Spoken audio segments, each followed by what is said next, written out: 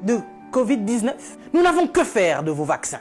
Et nous n'en voulons pas. Si vous avez envie de faire des tests, testez vos animaux, vos chiens, vos chats. L'homme africain n'est pas un animal. Nous ne sommes pas des cobayes de vos labos pour que vous commenciez vos tests sur nous. Ça fait des siècles que vous nous testez. Ça fait des siècles que vous nous faites souffrir. Depuis que vous avez découvert que le continent africain était le jardin d'Éden, vous ne voulez pas nous lâcher. Nous souffrons, mais nous sommes en train d'enrichir plusieurs. Nous mourons de faim alors que nous nourrissons plusieurs. Quelque chose m'a fait rire il y a quelque temps. 23 Italiens retrouvés clandestinement sur un port nigérian. Ah, depuis quand l'Italien rentre clandestinement au Nigeria? Parce que vous voulez aller vous réfugier en Afrique maintenant? Il n'y a pas très longtemps, sur vos côtes, vous chassiez les migrants de vos côtes. Votre Premier ministre a dit qu'il ne voulait plus. Il en avait marre de cette invasion africaine sur ses sols. Nous avons vu un migrant noir mourir dans les eaux de Venise sans que personne ne lui porte secours. Parce qu'il était noir, parce qu'il était africain. Nous avons tort parce que nous sommes africains ou parce que nous sommes riches de nos sols? Parce que nous avons de quoi manger et de quoi nourrir toute cette planète.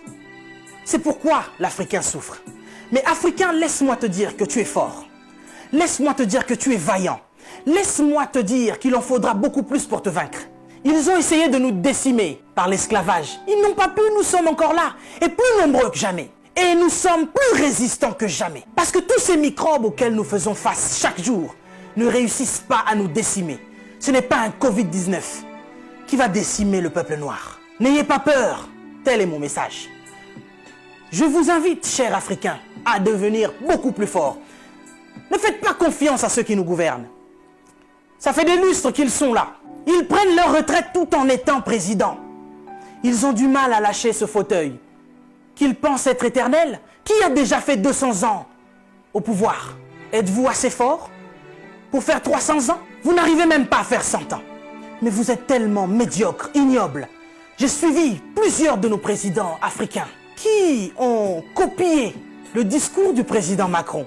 Bande de marionnettes, bande de gigolos. Vous n'êtes même pas capable d'écrire vos propres discours, au point où vous devez copier sur ce que Macron dit. Lui-même, il est en train de mentir à la population française. Son gouvernement nous ment depuis le début. Et vous, vous suivez Macron pour continuer à mentir aux Africains? Mais nous, vous nous mentez depuis des siècles.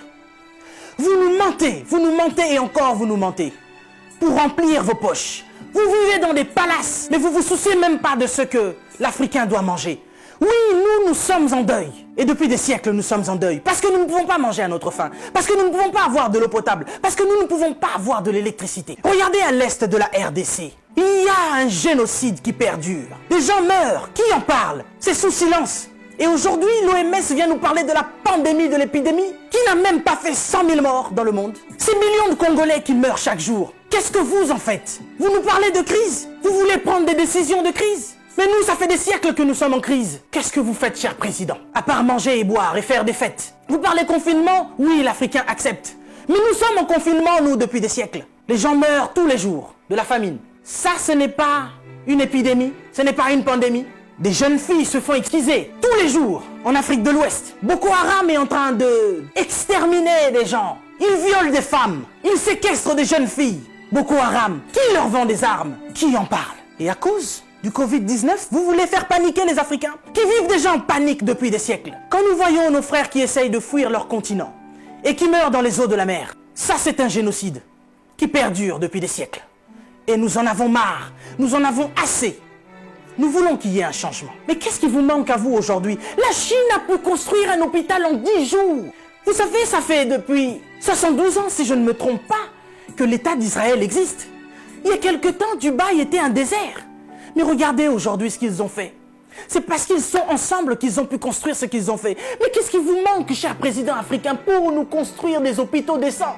L'Angleterre a pu construire un hôpital en 2 semaines seulement pour faire face à cette crise sanitaire. Dieu est bon. Le Covid-19 est tellement impoli qu'il ne regarde même pas qui vous êtes. Président ou pas, il s'en fout. Il n'a pas respecté la reine d'Angleterre. Il est entré dans son palais, il a touché Charles.